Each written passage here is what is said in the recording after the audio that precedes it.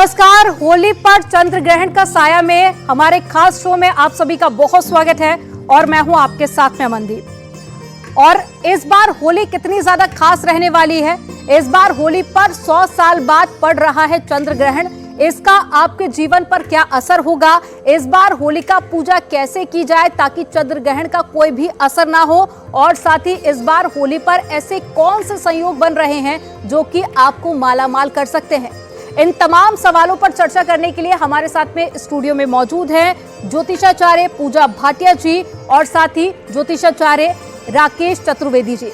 आप दोनों का बहुत स्वागत है। सबसे पहले पूजा जी, सवाल मेरा आप ही से कि इस बार होली पर चंद्र ग्रहण का क्या असर रहने वाला है और 100 साल बाद एक खास संयोग बन रहा है, तो ये लोगों के जीवन पर कैसे असर डालेगा। सबसे पहले न्यूज़ 18 के सभी दर्शकों को मेरी तरफ से होली की बहुत बहुत शुभकामनाएं।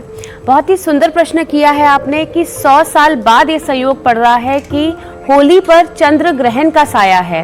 इससे बहुत से लोगों के मन में बहुत से संशय है कि ये चंद्र ग्रहण है, साथ ही पावन पर्व होली का है, तो कहीं कोई विघ्न ना आ जाए, कहीं कोई टेंशन ना हो जाए, कहीं कुछ खराब चीज़ ना हो जाए।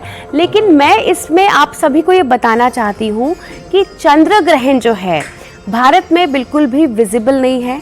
25 मार्च को सुबह 10:23 से लेकर दोपहर के 3:02 तक, यानी कि 4 घंटे 36 मिनट चंद्र ग्रहण की जो हमारा टाइमलाइन है ये रहने वाली है। और यही मेन टाइम होता है जब सब होली भी खेलते हैं, तो घबराने की ज़रूरत नहीं है क्योंकि चंद्र ग्रहण इंडिया में विजिबल नहीं है। मेनली वो अमेरिका, स्विट्ज़रलैंड और जर्मनी जैसे कंट्रीज़ में ही विजिबल है, तो आपको घबराने की ज़रूरत नहीं है। इसका सूतक भी मान्य नहीं है, आप निश्चिंत होकर होली खेल सकते हैं। इस दिन बहुत शुभ संयोग भी बन रहे हैं, जैसे रवि योग, सर्वार्थ सिद्धि योग, वृद्धि योग, तो बहुत ही शुभ संयोग है। अपने त्यौहार को आप इंजॉय कीजिए और चंद्र ग्रहण के लिए बिल्कुल भी आप मन में किसी तरह का संशय ना रखिए। राकेश जी, मैं आपके पास पे आऊंगी। जैसे कि पूजा जी ने बताया कि चंद्र ग्रहण का असर भारत में नहीं पड़ेगा, लेकिन अगर बात करें चंद्र ग्रहण की तो इसे धन की हानि के तौर पर भी देखा जाता है, तो ऐसे में क्या उपाय लोगों के लिए ताकि उनको धन की हानि ना हो। देखिए, सबसे पहले आपको होली की शुभकामनाएं आप सभी दर्शकों को। चंद्र ग्रहण को ही नहीं, इस होली और होलाष्टक के दिनों को भी धन हानि से जोड़कर देखा जाता है। क्यों? इसका एक छोटा सा सूक्ष्म कारण भी बता दूं जिससे भ्रम भी दूर हो जाए।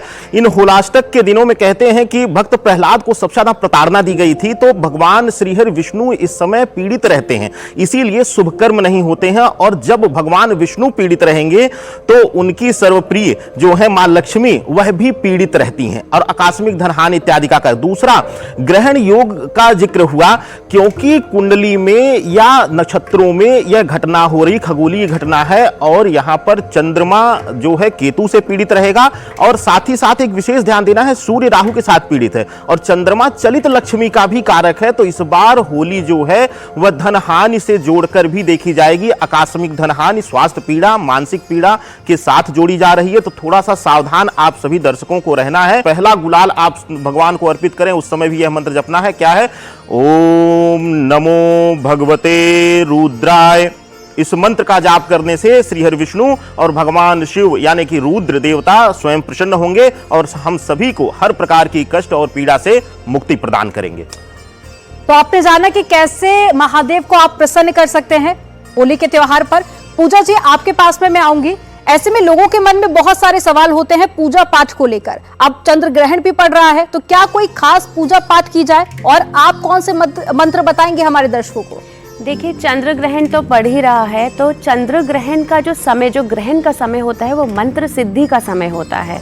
इस समय यदि आप कोई भी मंत्र, जिस भी आप इष्ट देवता को मानते हैं, उनके मंत्रों का यदि आप उच्चारण करेंगे तो वो मंत्र कहते हैं कि सिद्ध हो जाता है। उस मंत्र का 1000 गुना फल आपको मिलता है। अगर आपको कोई मंत्र नहीं आता है तो आप सिर्फ ओम नमः शिवाय की चैंटिंग कर सकते हैं, क्योंकि चंद्रमा केतु के साथ है। चंद्रमा मनसो जातक, चंद्रमा जो है मन का कारक होता है। तो ऐसे में जिन लोगों का चंद्रमा कुंडली में पीड़ित है, तो उन लोगों को थोड़ा सा मेंटल टेंशन और एंजाइटी और स्ट्रेस लेवल लेवल उनके हाई हो सकते हैं, तो आप ओम नमः शिवाय की चैंटिंग कर सकते हैं, आप श्री सूक्त का पाठ कर सकते हैं, आप भगवान विष्णु का जाप कर सकते हैं, विष्णु सहस्त्रनाम का जाप कर सकते हैं। अगर आपको बार बार हेल्थ इश्यूज आ रहे हैं तो आप महामृत्युंजय मंत्र का जाप कर सकते हैं। साथ ही अपने इष्ट देवता का आपका जो मूल मंत्र है आप उसका भी जाप कर सकते हैं। किसी भी तरह का जाप कीजिए, आपको मंत्र सिद्धि का ये समय बहुत ही शुभ होता है और आपको हर मंत्र का 1000 गुना फल मिलता है। और राकेश जी, आपके पास में मैं आऊंगी। चंद्रमा मन का स्वामी माना जाता है और होली को प्रेम और अच्छे संबंधों का त्योहार माना जाता है। अब ऐसे में चंद्र ग्रहण के लिहाज से रिश्तों को और भी ज्यादा बेहतर बनाया जा सके, उसके लिए क्या उपाय होंगे? अगर आज आपके जीवन में किसी भी प्रकार से प्रेम संबंधों में पीड़ा मिल रही है, आपके वैवाहिक संबंधों में दिक्कतें आ रही हैं या किसी भी तरीके से, तो एक साधारण उपाय है। श्रीहरि विष्णु का प्रेम का रूप है भगवान श्री कृष्ण, और क्या करना है आपको? एक मंत्र का जाप करना है, ओम क्लीम कृष्णाय नमः। इस मंत्र का जाप करते हुए अगर आप अपने पत्नी को, अपने मित्र को, अपने किसी भी जिसके साथ आपके संबंध विच्छेद हो रहे हैं, संबंधों में दिक्कतें आ रही हैं, उनको लाल या पीला गुलाल लगाते हैं इस मंत्र का मानसिक जाप करते हुए, तो आपके जीवन से हर प्रकार की पीड़ा दूर हो जाएगी। तो आपने जाना कि कैसे रिश्तों को आप और ज्यादा अच्छा बना सकते हैं। अब पूजा जी, मेरा सवाल आपसे है कि होली पर चंद्र ग्रहण है, आखिर क्या बातें ऐसी हैं जो कि ध्यान रखने की जरूरत है और कौन से काम ऐसे होते हैं जो कि होली पर नहीं करने चाहिए? देखिए, बहुत ही शुभ समय है होली का, लेकिन चंद्र ग्रहण भी है। तो सबसे पहले तो गर्भवती महिलाओं को बहुत ज़्यादा ध्यान रखने की ज़रूरत है। बिल्कुल भी बाहर ना निकले अगर गर्भवती महिलाएं हैं तो, क्योंकि होली के आसपास नकारात्मक शक्तियां जो है वो बहुत ज़्यादा उजागर रहती हैं। तो ऐसे में थोड़ी सी प्रेग्नेंट लेडीज़ को ध्यान रखने की ज़रूरत है। होली के आसपास के कुछ दिन, जैसे होलाष्टक लग जाता है, होलिका दहन की रात होती है और ग्रहण की भी रात है, तो ऐसे में क्या होता है कि बहुत ज़्यादा नेगेटिविटी हो जाती है। तो ऐसे में जो लेडीज़ हैं अपने बाल खुले बिल्कुल भी ना छोड़ें, बाल बांध के रखें, क्योंकि नेगेटिव एनर्जी बहुत ज़्यादा हो जाती है। होली के आसपास के दिनों में यदि आपको कोई कुछ खिलाता है, जैसे लौंग या इलायची या कोई सफ़ेद मिठाई, तो किसी के भी हाथ से कुछ भी खाना अवॉइड कीजिए आप।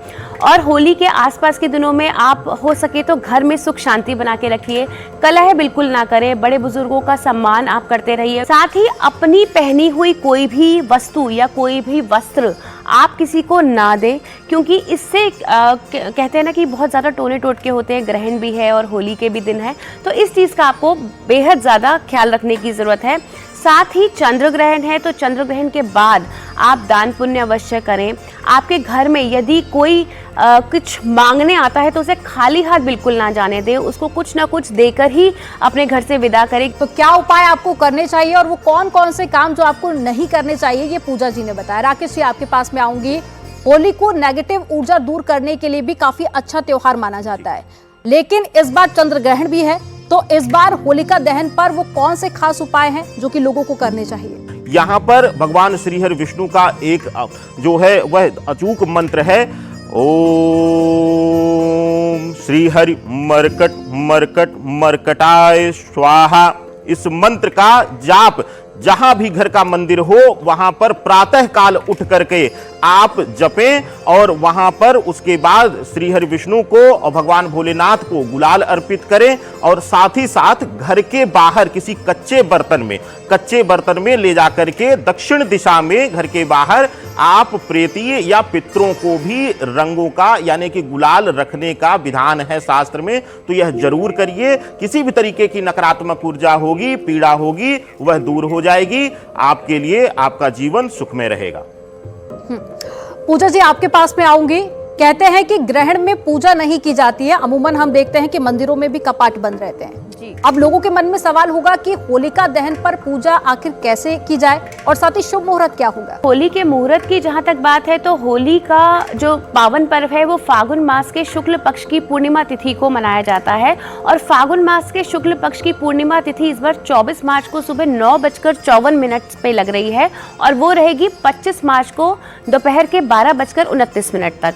लेकिन साथ ही यहाँ पे हमारे भद्रा का भी साया 24 मार्च को 9:55 से शुरू है और वो रात के 11:12 तक रहने वाला है। तो इस बार होलिका दहन जो है रात को 11:13 से लेकर रात को 12:27 तक ही हो पाएगा। तो ये शुभ मुहूर्त का आप ध्यान रखिए होलिका दहन के लिए। और 25 मार्च की तो हम होली मनाएंगे ही। जहाँ तक पूजा पाठ की बात है तो आप पूजा विधि जिस तरह से आप होलिका दहन करते हैं, तो सबसे पहले तो नहा धोकर आप स्वच्छ रहें और उसके बाद पूरब की तरफ आप जो है अपना मुंह करके आप अपनी होलिका जो है वो सजाएं। आप गोबर से प्रहलाद की मूर्ति और होलिका की मूर्ति बनाएं। साथ ही जो पूजा की सामग्री होती है, जैसे नारियल होता है, रोली मोली अक्षत रखते हैं, फूल मालाएं रखते हैं, फल रखते हैं, 7 तरह के अनाज रखते हैं, ये सब जो है आप रखें और विधिवत पूजा करें। साथ ही आप होली की जो है जब होली की अग्नि जलती है तो आप उसकी परिक्रमा करते हुए आप जो है अपनी मैनिफेस्टेशंस कीजिए। जो भी आपकी ज़िंदगी के कष्ट हैं, आप होलिका के कहते हैं ना कि होली की आग में आपकी ज़िंदगी के सारे कष्ट जो है वो दूर हो जाते हैं, आपके जितनी भी ज़िंदगी की परेशानियां हैं वो दूर हो जाती हैं। आप विधिवत पूजा करके आप जो है अपनी जो भी आपकी इच्छाएं हैं वो आप रख सकते हैं और इसी तरीके से आप होली का पावन पर्व मना सकते हैं। तो आपने जाना कि कैसे विधि विधान के साथ में पूजा की जाए। राकेश जी, आपके पास में आऊंगी। ऐसा माना जाता है कि अगर स्वास्थ्य से संबंधित कोई समस्या है तो भी आप होलिका पूजा करके उसे दूर कर सकते हैं। तो वो कौन सी ऐसी विधि होगी, क्या ऐसे उपाय हैं ताकि अगर हेल्थ रिलेटेड कुछ इश्यूज हैं लोगों को तो उसे ठीक किया जाए? किसी को भी अकारण कुछ न कुछ बीमारी होती रहती है, दवाएं असर नहीं करती हैं, टेस्ट कराते हैं, कोई चीज़ें रिकवर कुछ दिखती नहीं है, कोई बड़ी बीमारी नहीं निकलती है। तो ऐसे में चाहे आप होली जलाते हुए या फिर अगले दिन यानी कि 25 तारीख को जब हम होली मना रहे होंगे उस दिन 11 लौंग और 11 इलायची लेकर दाहिने हाथ में और थोड़ा सा गंगा जल ले लीजिएगा और आप शांत मन से 11 बार इस मंत्र का जाप करिएगा। ओम उग्रम वीरम महाविष्णुम ज्वलंतम सर्वतोमुखम नरसिंहम भीषणम भद्रम मृत्युम नमाम्यहम। इस मंत्र से भगवान श्रीहरि विष्णु का वह विकराल स्वरूप जो नरसिंह अवतार का है, जिससे कहते हैं कि मृत्यु भी भय खाती है, तो अगर किसी भी तरीके की पीड़ा होगी, किसी की कुंडली में अगर अकाल मृत्यु की पीड़ा भी होगी तो वह भी दूर होगी। और यह जो 11 लौंग 11 इलायची आपने लिया हुआ है, यह अगर होलिका दहन के समय प्रयोग कर रहे हैं तो उसी में आप डाल दीजिए। और अगर होली के दिन यानी 25 तारीख को आप इसको ले रहे हैं तो यही 11 दिनों तक आप किसी पदार्थ में, चाहे चाय में, चाहे इसका चूर्ण बनाकर के किसी न किसी प्रकार से प्रथम आहार में आप इसको लीजिए, यानी कि इसको खाइए एक एक करके। तो आपके जीवन से हर प्रकार की पीड़ा, स्वास्थ्य पीड़ा हो या मृत्यु भय हो, वह भी दूर होगा। दंपति के जीवन में बहुत ज़्यादा प्रॉब्लम आ रही है मैरिज से रिलेटेड, तो उनको क्या करना है? उनको होली वाले दिन जैसे कहते हैं ना, लाल बाती का दिया जलाना है, माँ लक्ष्मी की पूजा करनी है और उनको जो है आपको प्रसाद अर्पण करना है। प्रसाद किस चीज़ का बनाना है? आपको खीर का भोग लगाना है। यदि पति पत्नी मिलकर खीर का भोग लगाते हैं तो कहते हैं कि उनके दंपति जीवन में जितनी भी परेशानियां आ रही हैं वो कम हो जाएंगी।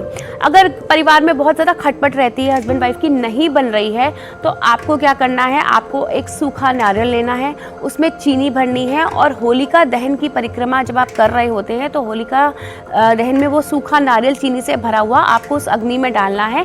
इससे आपके जो रिलेशनशिप में जो भी नेगेटिविटी है वो धीरे धीरे खत्म होनी शुरू हो जाएगी और आपके रिश्ते और भी पॉजिटिव और मधुर होते जाएंगे। अगर आपको लग रहा है कि हस्बैंड वाइफ में नहीं बन रही है, बहुत ज़्यादा खटपट हो रही है, घर में कलेश हो रहा है, तो आपके काम भी बहुत ज़्यादा अटक रहे हैं, तो ऐसे में आपको क्या करना है? अपनी लंबाई का, जितनी आपकी हाइट है उतनी हाइट का आपको एक लाल धागा लेना है, उसको नारियल में लपेटना है और उसको होलिका दहन की अग्नि में समर्पित करना है। और साथ ही ये कामना करनी कि आपकी ज़िंदगी में, आपके परिवार में जितने भी कष्ट आ रहे हैं वो सब कष्ट आपकी ज़िंदगी से दूर हो जाए। अगर किसी कन्या का विवाह नहीं हो रहा है तो होली वाले दिन आपको क्या करना है? शिवलिंग पर हल्दी की गांठ अर्पित करनी है और ओम नमः शिवाय का जाप करना है। साथ ही आपको क्या करना है? पान का पत्ता लेना है, लौंग लेनी है, 5 लौंग, 5 इलायची और 5 हल्दी की गांठ यदि आप समर्पित करते हैं होलिका वाले दिन, तो भी आपकी जो विवाह संबंधित समस्याएं हैं, जो विवाह के योग नहीं खुल रहे हैं, कोई विघ्न आ रही है, तो विघ्न आपकी दूर हो जाएगी। अगला सवाल राकेश जी मेरा आपके साथ में है। होलिका दहन की राख भी काफी ज्यादा खास होती है, उसको लेकर भी लोग कई तरह के उपाय करते हैं। होलिका की राख से जुड़ा हुआ कोई आप उपाय बताइए ताकि जिससे लोगों को सौभाग्य की प्राप्ति हो सके। कि होलिका दहन के बाद तदुपरांत जैसे ही राख ठंडी होती है, प्रथम होली जो खेली जाती है, जो प्रथम हम किसी को लगाते हैं वह राख ही लगाते हैं। तो अगर किसी बच्चे को देखिए, दो तरीके से इसका प्रयोग कर सकते हैं। पहला तो प्रथम जो आप होली के उपलक्ष्य में कुछ लगाएं, अपने चेहरे पर तिलक करें, वह होलिका के राख से ही करें। उससे क्या होगा कि आपके जीवन में किसी भी तरीके की नकारात्मकता है, किसी भी तरीके की रुकावट आ रही है, कार्यों में रुकावट आ रही है, बाधा आती है, काम बनते बनते बिगड़ रहे हैं, तो भी वहां पर आपको लाभ होगा। बच्चे को तिलक करिए और भगवान शिव और विशेष रूप से श्री हरि विष्णु का स्मरण करते हुए, माँ लक्ष्मी का स्मरण करते हुए कि माँ रक्षा करिए हर प्रकार से। दूसरा एक विधान है राख का, होलिका के राख का, कि अगर हम होलिका के राख से पहला तिलक करते हैं तो उस दिन किसी भी प्रकार का अगर अनिष्ट योग, जैसे कि सूर्य राहु की युति बन रही है, ग्रहण युति है, और साथ ही साथ चंद्रमा केतु प्रभावित कर रहा है और ग्रहण भी है, तो आज इस बार होली पे तो जरूर आप लेकर के राख और भगवान श्री हरि विष्णु या फिर भगवान शिव के मंत्र के साथ और बीज मंत्र लीजिएगा, जो महामृत्युंजय का बीज मंत्र है, ओम हौं यूं सह। इस मंत्र से अगर तिलक करते हैं, और सबसे पहले अपने बड़ों को भी प्रणाम करके तिलक करिएगा और अपने माथे पर भी तिलक करिए, या बच्चे के माथे पर अगर तिलक करते हैं इस मंत्र के साथ, तो यह अमृत संजीवनी योग का निर्माण करेगा और आपके जीवन में कभी भी किसी तरीके की कोई पीड़ा नहीं आ पाएगी। तो राकेश जी ने यहाँ पर राहु का जिक्र किया। इसी से जुड़ा हुआ मेरा अगला सवाल है पूजा जी आपसे। ऐसा माना जाता है कि शनि, राहु, केतु से संबंधित कष्टों को दूर करने के लिए भी होलिका दहन की पूजा की जाती है, और इस बार चंद्र ग्रहण भी है, तो किस तरह से पूजा की जाए और क्या खास उपाय हैं? आप होलिका दहन वाले दिन आप जो है एक छोटे से काले कपड़े में कुछ काले तिल लेकर अपनी पॉकेट में रख लीजिए, और जब आप होलिका दहन करेंगे तो उस अग्नि में वो जला दीजिए। अपने ऊपर से 7 बार वार लीजिएगा, ताकि एंटी क्लॉकवाइज वार लीजिएगा, ताकि जो भी नेगेटिविटी है वो उतर जाएगी। और साथ ही जो होलिका की जो भस्म होती है, यदि आप अपने दाहिने हाथ की पहली 3 उंगलियां लेकर उस भस्म को ऐसे अपने माथे पर त्रिपुंड बनाते हैं, तो उससे भी कहा जाता है कि अगर कोई आप पे किसी ने कुछ किया कराया है, जो नेगेटिविटी है, राहु केतु का इफेक्ट है, शनि का इफेक्ट है, वो कम हो जाता है और आपके दुश्मन जो हैं वो आपको हराने में कभी भी कामयाब नहीं होते हैं और आप पर विजय नहीं पा पाएंगे। राकेश जी, अगला सवाल मेरा आपसे है। कई बार लोगों के जीवन में कुछ ऐसी परेशानियां होती हैं, लाख कोशिश करने के बावजूद भी दूर नहीं होती, या फिर वो उपाय करते हैं लेकिन उन परेशानियों से छुटकारा नहीं मिल पाता। इस बार होलिका दहन और साथ ही चंद्र ग्रहण भी है, तो क्या इस खास संयोग में कुछ ऐसा उपाय किया जा सकता है जिससे कि लंबे समय से जो परेशानी चली आ रही है उसे दूर किया जा सके? होली की रात ही आप लोग, या अगर जिस दिन होली खेली जा रही उस रात्रि को भी आप यह प्रयोग कर सकते हैं। क्या करना है आपको? खीर बनानी है, खीर बना करके मीठी खीर बनानी है, और ले जाकर अगर हो उपलब्ध तो उसमें केसर डाल लें, नहीं तो जब खीर बन जाए, पक जाए, तो उसके बाद हल्का सा उस पर हल्दी जो है वह डाल दीजिए और ले जाकर के पीपल या बरगद की जड़ में, और याद रखिए यह दिन डूबने के बाद रात्रि बेला में ही प्रयोग करना है। अपने हाथ से ले जाइए, जिसके भी जीवन में यह पीड़ा हो वह ले जाकर के पीपल या बरगद की जड़ में ले जाकर के रखे, कहीं एकांत अगर पौधा मिल जाए तो ज्यादा अच्छा है, और वहीं पर बैठ करके कुछ देर श्री हरि विष्णु के मंत्रों का, नाम का, चाहे वह भगवान श्री राम के ही नाम का जाप करें या फिर ओम नमो भगवते वासुदेवाय, यह मंत्र बीज मंत्र करें। पूजा जी, राशियों को अगर चंद्र ग्रहण और होली से जोड़कर देखें तो लोगों के मन में एक सवाल होता है कि उनकी राशि पर कैसा असर रहेगा, तो क्या कुछ ऐसी भी राशियां हैं जिनको सावधान रहने की जरूरत है? देखिए, जिस तरह से चंद्र ग्रहण है, और चंद्र ग्रहण जो है, अगर हम कर्क राशि की बात करते हैं तो कर्क राशि के स्वामी चंद्रमा है और वो खुद ही ग्रसित हैं, तो कर्क राशि वालों को थोड़ी एंग्जाइटी हो सकती है, मेंटल टेंशन हो सकती है। साथ ही ये जो ग्रहण जो है वो कन्या राशि में लग रहा है, तो कन्या राशि के जातकों को भी थोड़ा सावधान रहने की ज़रूरत है, क्योंकि यहाँ पर भी उनको थोड़ा सा फाइनेंशियल इशूज़ आ सकते हैं, लेकिन साथ ही उनको नई अपॉर्चुनिटीज़ भी मिलती हुई नज़र आ रही हैं। सूर्य जो है इस बार वो वो भी राहु के साथ है, तो जो सिंह राशि वाले हैं उनको अपनी हेल्थ का ध्यान रखने की बहुत ज़्यादा ज़रूरत है। इसके अलावा अगर हम देखते हैं कि मेष राशि वालों के लिए समय मिला जुला रहने वाला है, उनको मिक्स रिजल्ट्स मिलेंगे चंद्र ग्रहण के। वृषभ राशि वालों के लिए अच्छा योग बनता हुआ नज़र आ रहा है, वृषभ राशि वालों को बहुत पॉजिटिव रिजल्ट्स मिलेंगे चंद्र ग्रहण के। मिथुन राशि वालों के लिए यदि हम बात करें तो मिथुन राशि के लिए जो है यात्राएं हो सकती हैं और उनको यात्रा में थोड़ा सा सावधान रहने की ज़रूरत है ताकि किसी तरह की कोई इश्यूज़ ना आए। कन्या राशि में जैसे ग्रहण लग रहा है तो कन्या राशि वालों को धन संबंधी समस्याएं हो सकती है, तो अपने फाइनेंसिस को अच्छे से मैनेज करके रखिए। तुला राशि के लिए जो है 12वें भाव में ये ग्रहण लग रहा है, तो तुला राशि वालों के धन व्यय कुछ ज़्यादा होता हुआ नज़र आ रहा है, तो उन्हें भी सावधान रहने की ज़रूरत है और हेल्थ इश्यूज़ और खास करके मैरिड लाइफ में उनको थोड़े से इश्यूज़ आ सकते हैं। वहीं हम वृश्चिक राशि की बात करते हैं तो वृश्चिक राशि के लिए ये शुभ संयोग लेकर आ रहा है, उनकी पदोन्नति, उनका प्रमोशन, उनके ट्रैवल के चांसेस खोल रहा है। उसी तरीके से हम धनु राशि की बात करते हैं तो धनु राशि के लिए जो है ये शुभ यात्राएं का योग नज़र आ रहा है, साथ ही उनको नई इन्वेस्टमेंट की अपॉर्चुनिटीज़ भी मिलती नज़र आ रही हैं। मकर राशि की यदि हम बात करें तो मकर राशि में जो लोग हैं उनको थोड़ा सा अपने हेल्थ का ध्यान रखने की ज़रूरत है और थोड़ी सी इन्वेस्टमेंट में बहुत ज़्यादा जो है इनको कोई भी अगर फर्दर इन्वेस्टमेंट करते हैं तो बहुत ध्यान से करने की ज़रूरत है। वहीं कुंभ राशि वालों के लिए वर्क प्लेस में थोड़े से इश्यूज़ नज़र आ रहे हैं, तो कुंभ राशि वालों को वर्क प्लेस पे बहुत ज़्यादा सचेत रहने की ज़रूरत है। किसी भी तरह का कोई भी डिसीजन बिना सोचे समझे ना लें और अपने सीनियर से ज़रूर कंसल्ट करें। वहीं मीन राशि की बात करें तो मीन राशि वालों को भी सतर्क रहने की ज़रूरत है, अपने हेल्थ का ध्यान रखने की ज़रूरत है, अपनी आइज़ का स्पेशली बहुत ज़्यादा ध्यान रखें मीन राशि वाले, और साथ ही बड़े बुजुर्गों की सलाह से ही कोई भी काम करें।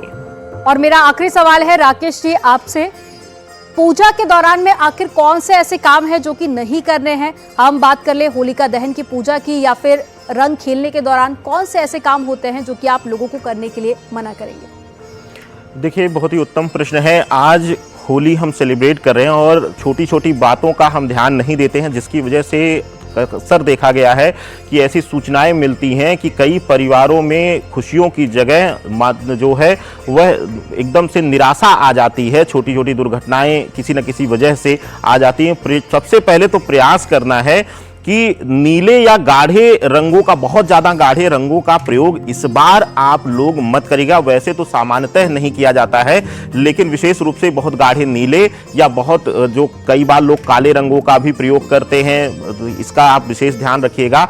और साथ ही साथ पूजा के लिए यहाँ पर विशेष रूप से 2 चीज़ों की यहाँ पे पूजा का जिक्र हो रहा है।